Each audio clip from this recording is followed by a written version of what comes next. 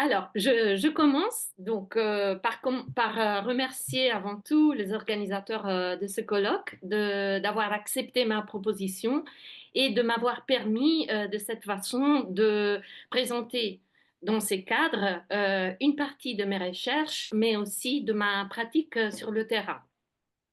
En effet, je suis enseignante et chercheuse en même temps et j'essaye d'ancrer mes études à ma pratique sur le terrain car j'enseigne le français langue étrangère, le français langue seconde et le français.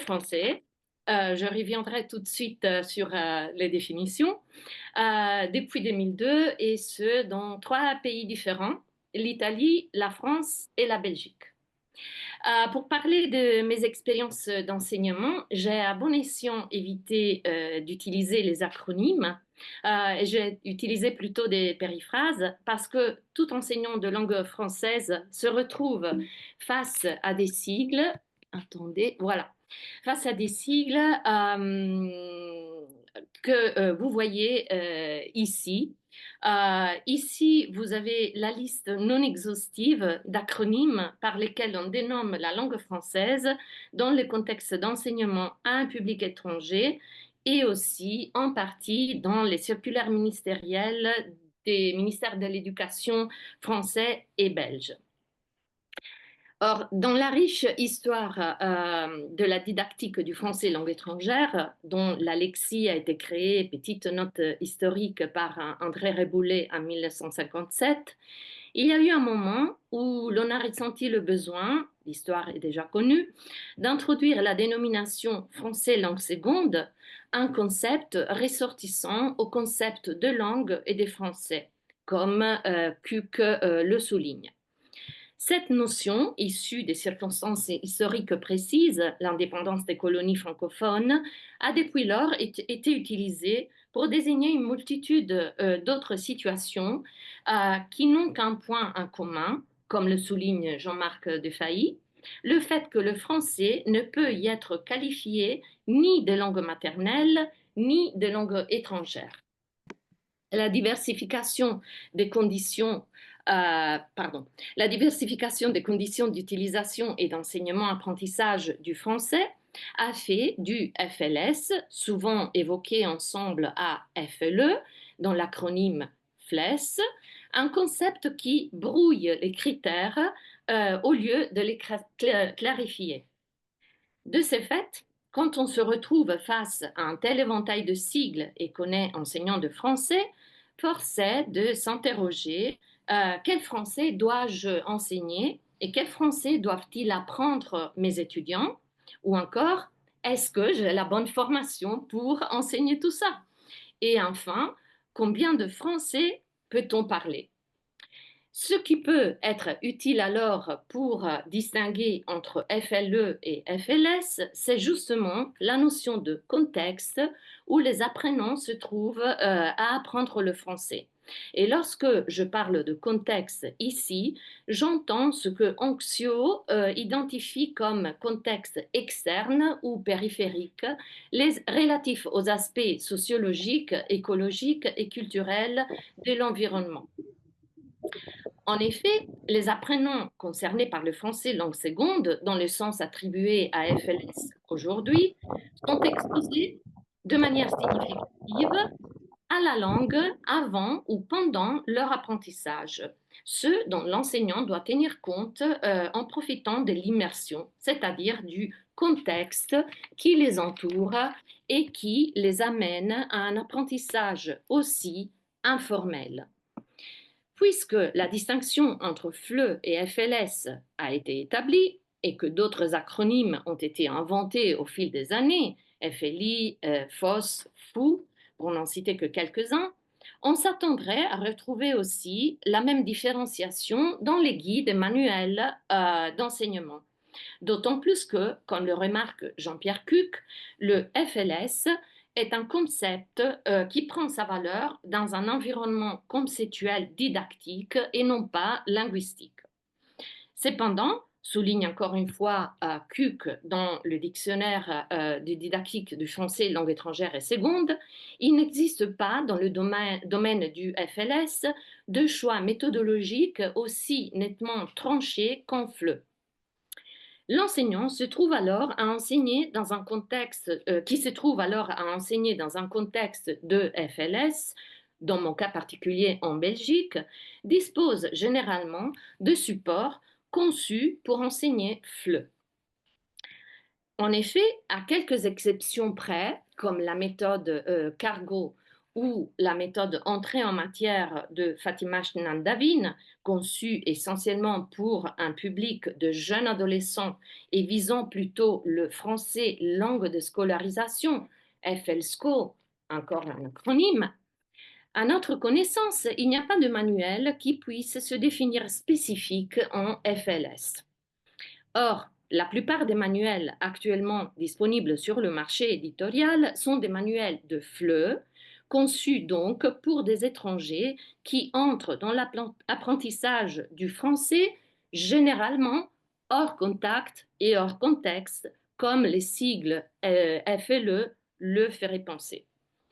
Ces manuels, depuis quelques années, ont fait l'effort de décentraliser les éléments culturels présents dans leur page en s'ouvrant à la francophonie. Ici, vous avez un exemple d'édito qui consacre une petite écoute à l'idée des quotas projets qui sont des appartements dans des résidences universitaires en Belgique. Donc, ces manuels ont essayé d'introduire des éléments qui ne soient pas seulement franco-français. Malgré les efforts des maisons d'édition et des auteurs, dans ces manuels, tout ce qui ne relève pas de la culture française de France reste malheureusement présenté en général de façon assez folklorique. Ainsi, la Belgique est représentée par exemple à travers les frites ou les gaufres ou à la limite le nekenpis et l'atomium. À l'enseignant de FLE reste alors la tâche de contextualiser le matériel pédagogique. Et ici, contextualiser, je l'entends dans le sens où Blanchet le définit comme mobiliser des éléments et des phénomènes qu'on choisit de faire entrer dans le champ d'observation au titre de contexte. Face à cette situation, je me suis alors posé quelques questions dont certaines sont les mêmes que l'on retrouve aussi dans l'appel à communication de ce colloque. Par exemple, qu'est-ce que l'enseignant peut prélever dans l'environnement pour concevoir son enseignement en langue seconde?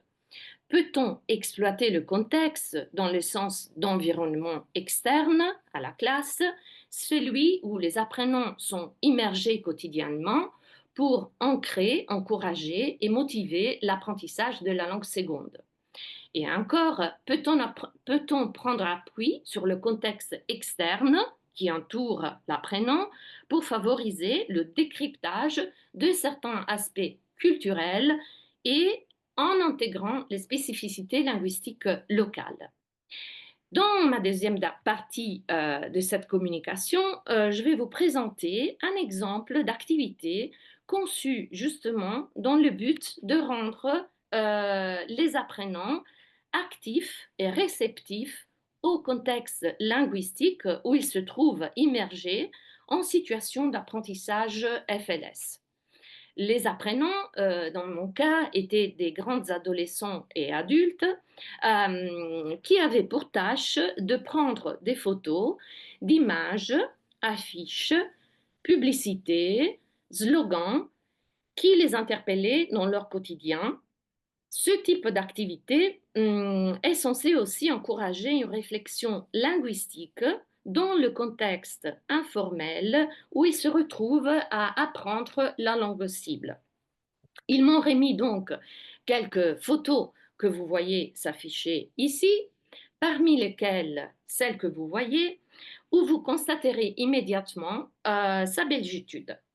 J'ai donc décidé d'exploiter cette photo pour une activité Et pour concevoir cette activité, je me suis inspirée de la notion de palimpseste verbo et culturel développée par Galisson en didactique de langue culture. La définition de palimpseste comme parchemin dont le texte initial a été effacé puis remplacé, donné par Genette, est désormais connue, mais Galisson a apporté ce concept dans le domaine de la didactique de langue. D'abord, il parle de palimpsestes verbaux comme des énoncés complets ou un élément d'énoncé qui fait surépaisseur, c'est-à-dire qui contient des implicites par rapport à l'énoncé ordinaire. En guise d'exemple, parmi les centaines que Galisson fournit, voici l'encart d'une publicité pour les produits régionaux de la Savoie, où l'on lit Savoie, mon goût de cœur. Ce slogan fait mobiliser simultanément un sous-énoncé, avoir un coup de cœur, au niveau langagier, mais aussi au niveau culturel, par mobilisation, je cite, d'une miette de culture partagée. La référence à une mémoire collective dont l'expression avoir un coup de cœur. Cette citation masquée, qui appelle des souvenirs chez un autochtone français, est aussi une porte didactique qui ouvre sur les formes de culture que privilégie la communication ordinaire. À l'intérieur des palimpsestes verbaux, dans un deuxième temps, Galisson introduit l'idée de palimpseste verbo-culturel qui demande non seulement une opération de délexicalisation, mais aussi une interprétation culturelle. En effet, si je montre la photo qui s'affiche ici à un Français et que je lui demande de la décrypter, peut-être qu'il aura des difficultés à saisir le jeu de mots. L'expression au plat pays, repérée donc de façon anodine dans le contexte belge d'une camionnette de traiteur, demande deux types de décodage. Un décodage au niveau langagier, là où le mot plat fait référence au mets, mais aussi l'adjectif plat qui fait référence à son montagne. Mais il y a aussi un deuxième type de décodage au niveau culturel, dans le sens d'une culture partagée, qui fait que la Belgique définit le plat pays d'après une chanson de Brel, chanteur belge et icône de la belgitude. Dans la création d'un palimpseste verboculturel, il y a une manipulation de l'émetteur sur le récepteur qui est flatté quand il repère la solution de l'énigme du jeu de mots et des implicites culturels. Donc, le palimpseste verboculturel représente, dit Galisson, un clin d'œil aux autochtones, une référence à une culture partagée, constitutive de la notion d'identité collective, qui possède le mystérieux pouvoir d'unir les individus qui se reconnaissent en elle et de les aider à vivre ensemble. Mais dans le même sens de reconnaissance d'un implicite culturel qui donne un sens d'appartenance, pour un apprenant non autochtone, réussir à décrypter ces implicites aide à solidariser avec la culture d'accueil. Le but de la lexicalisation en classe est donc de produire du sens tout en considérant que le destinateur a masqué un sous-énoncé, il l'a détourné de son usage normé, tout en sauvegardant assez des traces pour que le destinataire puisse superposer deux lectures. Donc, les stratégies de décodage que je propose à mes apprenants sont plus ou moins les suivantes. Tout d'abord, lire et relire le message attentivement, en séparant aussi bien chaque mot, et donc travailler aussi un peu sur la phonétique. Faire des inférences à partir du contexte, la camionnette d'un traiteur, donc on fait référence au plat, et dans le sens de nourriture, sur la camionnette, il y a les couleurs du drapeau de la Belgique, ou bien, à la limite, de demander à des natifs ou à des compatriotes qui sont en Belgique depuis plus longtemps que les autres, de les aider à décrypter ces messages. Une fois décryptés donc les implicites et et découverts les jeux de mots, comme Galisson dit que les palimpsestes verbaux-culturels mobilisent bien des savoirs fort divers, on peut envisager des prolongements didactiques possibles. Par exemple, découvrir la chanson de Jacques Brel, ou bien découvrir Brel et la belgitude, ou bien découvrir les mots français qui se terminent par S, comme pays, temps, corps, gens et pourquoi. Découvrir les dénominations des autres pays, donc la France, l'Hexagone, l'Italie, la botte, etc. Et donc la Belgique, le plat pays. Découvrir, vu qu'on est en Belgique, la bande dessinée en général et Astérix chez les Belges en particulier. En effet, dans cet album, Astérix et Obélix marchent à travers la Belgique et lorsque ce dernier fait un commentaire sur le paysage qui n'est pas très accidenté, le chef belge qui l'accompagne répond: dans ce plat pays qui est le mien, nous n'avons que des oppidums pour unique montagne. Alors là, la référence à la chanson dans laquelle Brel chante avec des cathédrales pour unique montagne est évidente pour un Belge, mais ce qui est intéressant et curieux, c'est que cette bulle n'apparaît pas, par exemple, dans les traductions de la bande dessinée en d'autres langues. Euh, je peux donc conclure ma communication en donnant quelques réponses aux questionnements que je m'étais posés. L'activité ici présentée n'est qu'un exemple de ce que l'enseignant peut prélever du contexte pour concevoir ses cours, notamment en situation de FLS. La notion de contexte de la situation, remarque Reuter, rassemble les éléments de la situation avec lesquels le sujet, dans notre cas l'apprenant, entre dans une relation de sens et le défigement d'un PVC est un exemple de ça. Euh, L'environnement social, culturel, géographique, socio-linguistique, artistique, etc., met à disposition des enseignants certains éléments qui peuvent, et d'après moi, doivent entrer en classe de langue.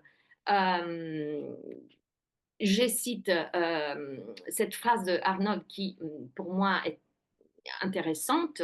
Il dit que afin que le support pédagogique contribue réellement à l'acquisition d'une langue, il est nécessaire que l'apprenant le perçoive comme répondant à ses besoins et que la nouvelle expérience qu'il propose soit liée d'une manière ou d'une autre à ses expériences, d'autant plus en situation de français langue seconde.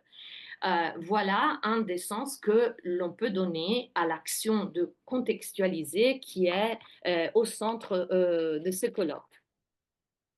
Quels sont les bénéfices du côté des apprentissages? Alors, les palimpsestes verboculturels possèdent un grand impact motivationnel. Ils appellent à l'observation, à l'induction, à l'interprétation, à la curiosité dans l'apprentissage et à la soif d'apprendre et d'observer aussi le contexte où l'on est en train d'apprendre. Ils permettent de travailler en même temps la langue et la culture et des aspects aussi sociolinguistiques. Sur la camionnette tout à l'heure, il y avait aussi une autre phrase, livraison de repas sur le temps du midi, qui est une phrase typiquement belge, une expression typiquement belge.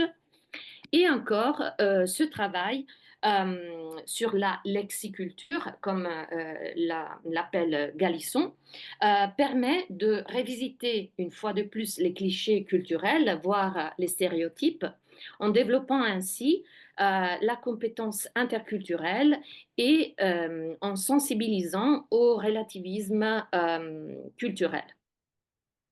Je partage avec vous des réflexions et considérations finales. Il reste deux questions ouvertes. Galisson postule pour le décryptage des PVC un bon niveau de français, mais est-ce que les Français de langue maternelle ou langue une pourront-ils vraiment comprendre ce type de message? Deuxième question, faut-il vraiment parler de français langue étrangère alors que ce qui est étranger, dans mon cas, c'est plutôt une culture et étrangère à qui? Aux étrangers qui apprennent le français ou aux Français français? Je termine avec deux réflexions que j'ai beaucoup aimées de Galisson. Donc, la motivation est fille de la curiosité, et pour moi, c'est aussi vrai l'inverse. Et le besoin d'approcher l'autre, de mieux le connaître, ne va pas sans un effort sur soi pour acquérir l'indispensable perméabilité aux langues et aux cultures. Donc, je vous remercie de votre attention et je vous rappelle qu'en Belgique, il ne pleut pas, il drache. Merci.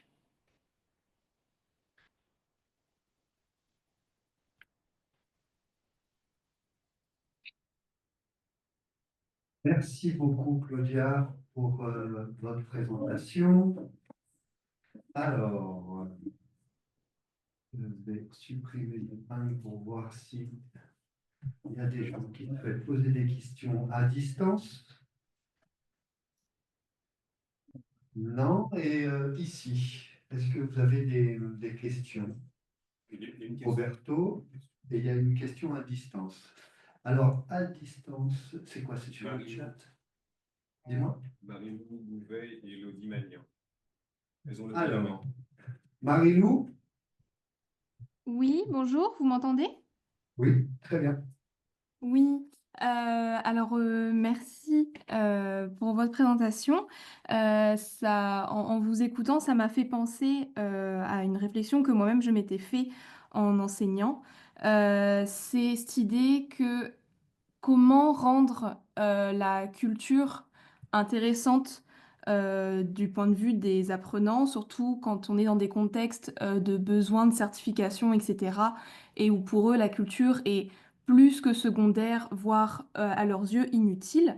Et cette question va avec aussi elles sont liées, où je me demande si dans les différents contextes dans lesquels vous avez enseigné, vous avez remarqué que si c'était possible de vraiment transmettre ces cultures en classe, ou si cela ne se faisait que avec derrière aussi un bain linguistique et du coup, je ne sais pas si ça existe vraiment ce terme, mais un bain culturel.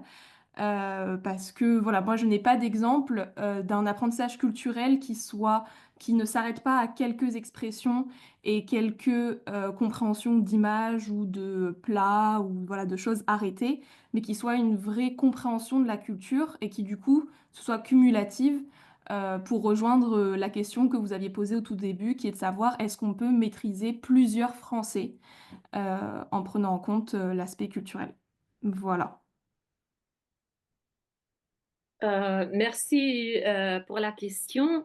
Alors, comme je disais, j'ai travaillé dans trois pays différents. Donc, d'abord, j'ai commencé en Italie et je me suis rendu compte, surtout quand j'étais jeune enseignante, que j'utilisais par insécurité, non seulement linguistique, mais aussi professionnelle, j'utilisais beaucoup de manuels qui étaient centrés évidemment sur la France. Et donc, la culture qu'on transmet dans ce cas, c'est un contexte véritable de FLE, c'est la culture française. Et jamais l'idée m'est venue de aborder un autre type de culture francophone, encore que quand je proposais des auteurs en littérature, j'ai toujours proposé aussi des auteurs francophones, mais là, c'est à cause de ma formation. Donc, il faut toujours, à mon avis, distinguer entre vraiment enseignement du FLE et enseignement du FLS. Parce que mes apprenants, ici en Belgique ont la curiosité de la culture belge avec laquelle ils sont en contact chaque jour. Et donc, ils remarquent des choses eux-mêmes de façon autonome. Et donc, ils viennent en classe, non seulement avec des questions culturelles, mais aussi des questions linguistiques qui relèvent de la sociolinguistique. Voilà. Donc, voilà pourquoi pour moi c'est important vraiment de distinguer les deux acronymes FLS et FLE qui souvent sont mis dans le même panier mais qui ont plein de conditions et des situations d'enseignement différentes. Concernant les, les DELF et le DALF, ici en Belgique, on a encore le DELF et le DALF ne sont pas trop considérés. Donc, mes apprenants, ce sont des apprenants qui veulent apprendre la langue pour vivre dans le territoire et donc pas pour passer les examens à l'Alliance française. Donc, ici, j'ai un peu plus de liberté. Merci. Merci. Merci Marilou, merci Claudia. Élodie? Oui, oui, donc en fait, moi, je rebondis complètement sur ce que Claudia vient de dire, en fait, sur le besoin de clarifier tout, effectivement, toutes les désignations FLE, FLSCO. Et je rencontre aussi dans mes recherches beaucoup de confusion entre FLE, FLSCO, etc. Et notamment le livre dont tu as parlé, Claudia, qui s'appelle Entrée en matière, qui a la belle promesse d'annoncer un livre de français langue de scolarisation avec lequel j'ai commencé à enseigner, qui n'est absolument pas un livre de FLSCO, un manuel de FLSCO, puisqu'en fait, il y a juste deux, trois pages qui sont accordées sur tout l'ensemble du manuel à l'histoire-géographie, et c'est tout. Tout le reste, en fait, ce ne sont que des règles de grammaire et des règles de français communicationnel, et en fait, donc, c'est un manuel de FLE. Et absolument pas de FLSCO. Donc, j'invite aussi effectivement à prendre aussi du recul par rapport à ces supports qui sont effectivement prometteurs, mais au final qui confondent en fait dans le contenu tout ce qui est FLE et FLSCO. Et pour information aussi, s'il y en a qui sont intéressés par cet aspect FLSCO, vous avez énormément de ressources très intéressantes dans tous les CASNAV, en fait, CASNAV. Et donc, eux proposent des activités de français langue de scolarisation. Voilà. Et là, on entre dans une partie du français en contact qui est très spécifique puisque c'est le contact du français avec les matières scolaires et lui est énormément ancré dans un contexte et notamment dans le contexte constitutionnel puisque le FLSCO est complètement ancré dans les programmes en fait de SVT, d'histoire-géographie, de français, langue de littérature et donc là, toute l'importance aussi du contexte puisqu'il s'adresse donc à des élèves qui sont néo-francophones et donc qui ont une situation très particulière, qui doivent apprendre le lexique des matières scolaires pour, au bout de quelques années, être inclus complètement dans des matières et en fait, ils vont justement, eux, évoluer du français langue de scolarisation à du FLS, du français langue seconde, puisque ça va devenir le français, leur langue de communication et leur langue de l'école.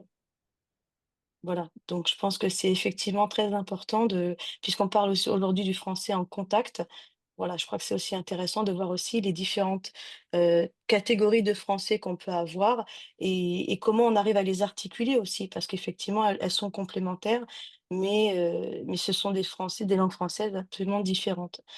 Donc voilà, c'était pour, illustrer, renforcer et merci Claudia pour cette précision. Merci à vous. Merci Élodie. On a encore le temps pour Eger, Benjoma et ensuite Emmanuel.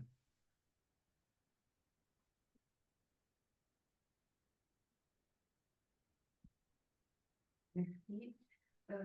Merci beaucoup pour cette conférence très très belle que je trouve très intéressante, surtout du fait qu'elle nous interpelle par rapport à la relation que le sujet, en fin du compte, construise avec le sens, cette relation au sens de repère.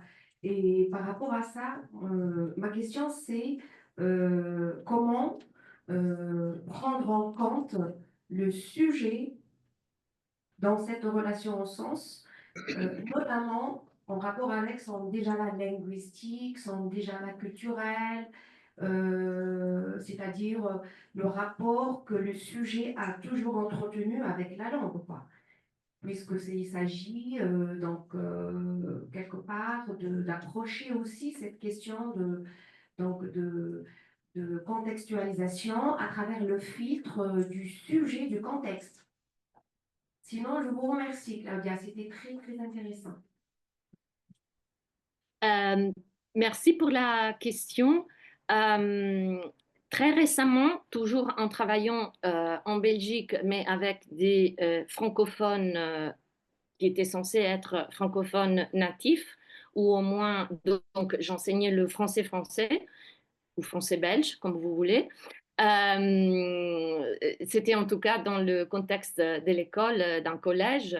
Très récemment, comme je disais, je me suis penchée sur la notion de biographie langagière, ce qui m'a permis de justement travailler le rapport entre les sujets et les langues qu'il connaît. En faisant des activités didactiques relatives aux biographies langagières que j'ai après aussi proposées aux apprenants adultes, on peut vraiment comprendre en tant qu'enseignant la relation que nos apprenants ont non seulement à la langue cible dans notre cas, mais aussi aux langues qu'ils ont apprises avant. Donc, c'est un instrument que le Conseil de l'Europe propose parmi les autres, le portfolio linguistique, etc. Donc, c'est un instrument qui aide non seulement la réflexivité de l'enseignant, mais aussi la réflexivité de l'apprenant pour travailler justement le rapport entre lui et la langue qu'il est en train d'apprendre et lui et la façon dont il apprend la langue cible et la façon dont il a appris les langues antécédentes. Voilà, je ne sais pas si j'ai bien répondu à votre question. Elle hoche la tête, j'imagine que ça signifie oui. Merci beaucoup. Alors, on a vraiment Lénie Rochambeau. Rochambeau, si tu veux nous poser une dernière question très courte, on a une petite minute avant de... Ok, bonjour. Alors, merci pour la présentation et elle était très, très intéressante. Alors, moi, j'ai une question, puisqu'elle était intéressante, j'ai une question par rapport à deux analogies que vous avez évoquées, surtout au pays, au plat pays. Une analogie est en fait lexicalisation. Mais après, vous avez évoqué l'hexagone, c'est une analogie formelle. Ma question est la suivante. Comment vous voyez ce procédé comme en tant qu'enseignant de français, enseignant de langue tout court, comment vous voyez l'analogie comme moyen de permettre à vos apprenants de progresser dans le processus de choix des mots et de construction des lexiques, etc. Vous parlez du fait que en Belgique, on a disons, des expressions ou des mots différents par rapport à la France. Ah non, pas ça du tout, parce que là, quand vous évoquez au plat pays, c'est une analogie, OK? Partant de la chanson que vous avez Oui. citée. Après, vous avez fait allusion à l'hexagone. Quand on parle de la France, on dit l'hexagone. En fait, c'est une analogie formelle. Moi, en fait, ma question, c'est pour vous demander comment vous voyez ce procédé d'argumentation, de construction, que l'analogie, dans le processus de lexicalisation pour permettre à vos élèves de progresser dans l'apprentissage du français ou d'autres langues, par exemple. Alors, tout d'abord, le plat pays est aussi formel dans le sens qu'il n'y a pas de montagne ici. Et donc, tout est plat. Et après, donc, je ne peux pas travailler avec mes apprenants le concept de analogie tel que vous l'évoquez en linguistique parce qu'on a des buts, des finalités très différente par rapport aux étudiants universitaires qui peut-être peuvent travailler l'analogie en termes de linguistique. Ah non, pas ça du tout. C'est pas pour permettre à vos élèves d'utiliser l'analogie. En fait, vous, Monsieur le spécialiste de l'analogie. tu dis quoi? J'ai dit, monsieur le spécialiste de l'analogie. Non, non, c'est juste pour lui demander comment, en tant qu'enseignant, elle voit l'analogie comme moyen d'aider ses élèves à progresser dans l'apprentissage de la langue, surtout comme processus de création des mots, ou du moins de mobilisation des ressources pour progresser dans leur apprentissage. C'était juste cela. Ce n'est pas pour les élèves, c'est pour elles, en tant qu'enseignants de français, de langue. Oui, justement, et disons que je me concentre sur d'autres aspects plutôt que l'analogie, Ah, voilà, ok, en tant qu'enseignante. merci, sorry. Désolé. Merci Rochambeau pour ta question qui demande de faire une thèse, mais je crois que tu as un doctorant qui est sur le coup. Claudia, merci beaucoup encore pour votre présentation.